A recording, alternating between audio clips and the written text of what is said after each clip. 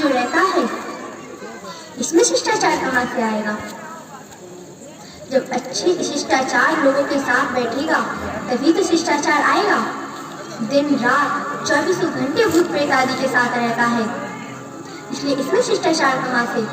इसे तो किसी सभा में आयोजित करना ही नहीं चाहिए।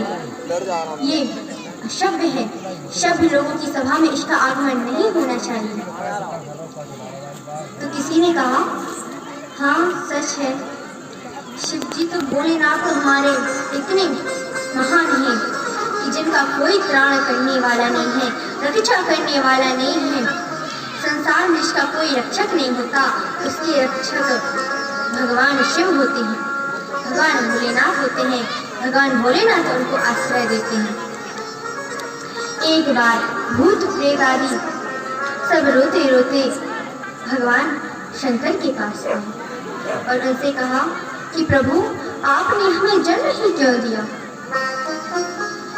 भोलेनाथ कहते हैं, क्यों, क्या हुआ? तुम्हें क्या समस्या है? तुम इससे दुखी क्यों हो? भूत प्रेत आदिगण कहते हैं कि हमें कोई जगह ही नहीं देता। जिसके भी घर में जाओ, जिसके भी घर में घुसो, तो छू छू करवा कर एक बोतल में बंद करके गड़वा देते हैं। प्रभु, आपने हमें ऐसे क्यों जन्म दिया? शिव जी ने कहा, कोई बात नहीं, कोई तुम्हें जगह नहीं दे रहा, मेरे पास आ जाओ, मेरे सदस्य बन जाओ। यहाँ तक कि भोलेनाथ का विवाह हुआ था तो सभी देवगणों ने यही प्रार्थना की थी कि प्रभु, अपनी बारात में इन भूत प्रेत आदियों को लेकर मत आना, वरना बारात का माहौल बिगड़ जाएगा। पर भोलेनाथ ने कहा था कि नहीं, वो तो जरूर आएंगे, हमारी सदस्य है, वो नहीं आएंगे फिर कौन आएगा? वो जरूर आएंगे।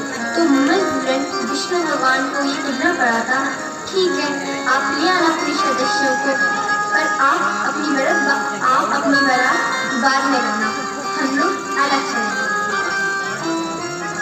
एक बार ऐसे ही सांप बिच्छू रोते रोते आ गए और बोले, प्रभु, आपने हमें जन्म क्यों दिया? भोलेनाथ ने कहा, क्यों, तुम्हें क्या समस्या है? तो उन्होंने कहा, प्रभु, आपके कंठ में भी विष है, हमारे कंठ में भी विष है, पर शब्द लोग आपकी तो पूजा करते हैं और हमें देखते ही हमारा मुंह कुचलकर फेंक देते हैं। प्रभु, आप हमें क्यों जन्म देते हैं?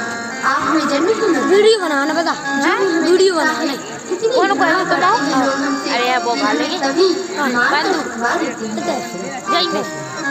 तो शंकर जी ने कहा, हमारे भोलेनाथ तो है। उन्होंने कहा, कोई बात नहीं, कोई तुम्हें शरण नहीं दे रहा है, मेरे पास। तो ऐसे ही भूतादि हमारे भगवान भोलेनाथ उन्होंने शब्द को अपने गले का हार बनाया और नहीं बना रहा को अपने डिस्चार्ज है, वो डिस्चार्ज 3%। कोई नहीं, भगवान ने कहा, कोई बात नहीं, देखना तो बन गया, बना दो, हम नहीं बना रहा। तो जिसका जिन्हें आश्रय कोई नहीं देता, उन्हें आश्रय भगवान भोलेनाथ बहुत खेल है छुट्टी जी बना ला होता था। उन्हें सुरक्षा व आश्रय प्रदान करने वाले आज अभिमान के रंग में रंगा हुआ दक्ष भगवान शंकर को देखता है तो उसे दोष ही दोष नजर आ रहे हैं। ये शिव निर्लज्ज है, इसके पास लज्जा नहीं है, इसके साथ बैठने का धर्म नहीं है। तो किसी ने कहा, दक्ष, अगर तुम्हें इतनी ही इसमें शिव जी में दोष दिखाई दे रहे हैं, पर तुमने अपनी बेटी भोलेनाथ को क्यों ब्याही? ये दक्ष और लाल पीला होगा, दक्ष को और क्रोध आ गया, ये मेरा दामाद, ये मेरा दामाद बनेगा? कहाँ मेरी मृगलोचनी कन्या और कहाँ ये बंदर जैसे मुख वाला शंकर? मेरी मृगलोचनी की कन्या, इसके साथ विवाह मैं कभी नहीं करता। वो बैठे हैं मेरे पिताजी ब्रह्मा जी, उनसे पूछिए, उनकी आज्ञा का पालन करने के लिए मैंने अपनी मृगलोचनी कन्या शंकर को ब्याही थी, वरना कहाँ मेरी मृगलोचनी कन्या थी और कहाँ ये निर्लज्ज बंदर जैसे मुख वाला। भगवान तो कुछ नहीं बोले, लेकिन नंदीश्वर को बड़ा क्रोध आ गया और खड़े हो गए। बोले, ए प्रजापति दक्ष, तुझे इतना क्रोध आ गया कि तू हमारे प्रभु को निर्लज्ज कहता है।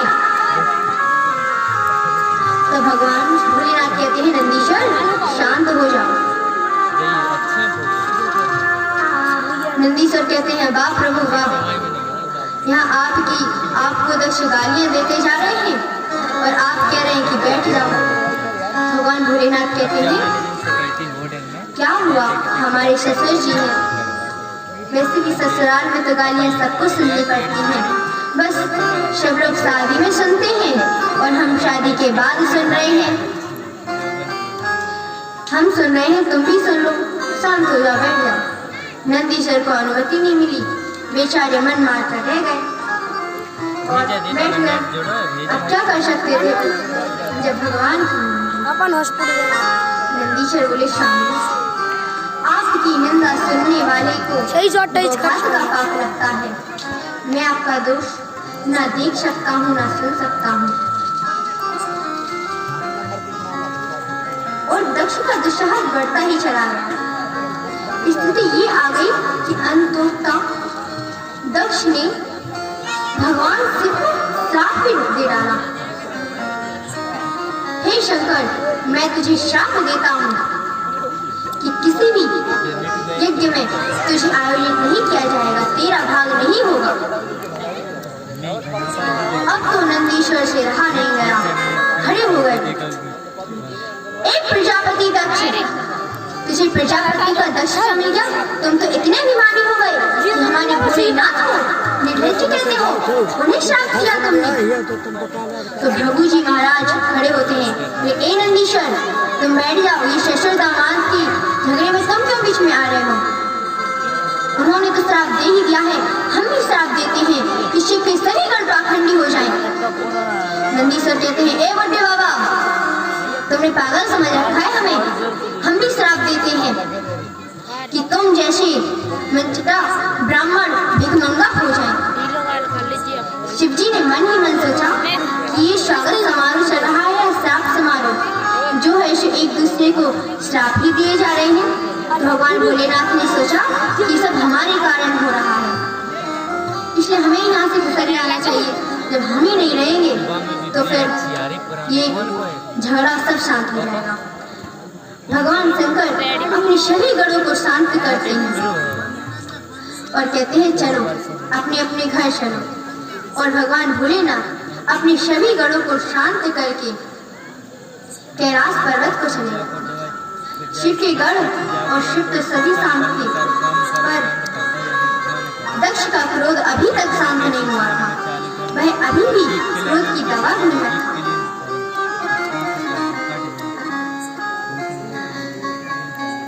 दक्ष ने भगवान भोलेनाथ की अपमान करने की ठान ली और हरिद्वार में एक बड़े यज्ञ का आयोजन किया।